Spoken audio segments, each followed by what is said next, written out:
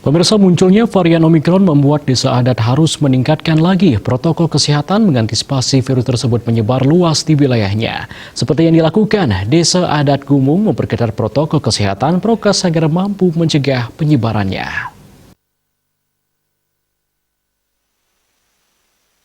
Bendesa adat Gumung Inengah Darya mengungkapkan, pasca munculnya COVID-19 di masyarakat, pihak desa adat telah melakukan berbagai upaya untuk mengantisipasi pencegahan penyebarannya. Upaya keras yang dilakukan agar warga terhindar dari virus tersebut. Untuk mencegah itu, dilakukan pembagian masker, hand sanitizer, disinfektan, penyemprotan ke tempat umum dan juga ke rumah warga. Upaya pencegahan telah dilakukan bersama Satgas Gotong Royong Desa Adat berkolaborasi dengan Desa Dinas.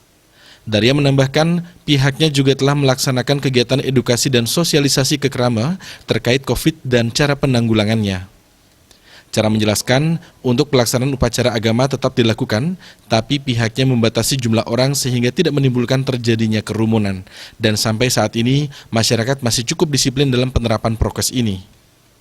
Untuk kedepannya pihaknya tetap meminta kepada semua warga agar selalu disiplin menerapkan prokes agar tidak terkena virus ini. Terlebih kini muncul virus varian baru Omikron.